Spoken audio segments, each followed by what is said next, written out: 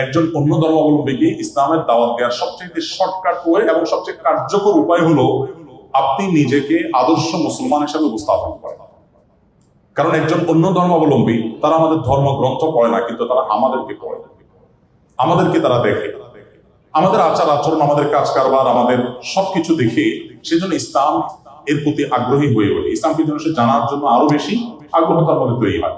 অতএব আমাদের আচার আচরণ, আমাদের নিজেদেরকে ভালো মুসলমান হিসেবে গড়ে তোলা হলো অন্য ধর্মাবলম্বীদেরকে ইসলাম হতে দাওয়াত দেওয়ার সবচেয়ে কার্যকর উপায়। এর পাশাপাশি অনেকগুলো ভালো বই আছে এই সম্পর্কে, সে বইগুলো আপনারা মানুষকে উপহার হিসেবে দিতে পারেন। নবী করিম সাল্লাল্লাহু আলাইহি ওয়াসাল্লাম সম্পর্কে কোরআনে কারীম উপহার হিসেবে দেওয়া, এটা অনেক বড় কার্যকর একটি উপায়।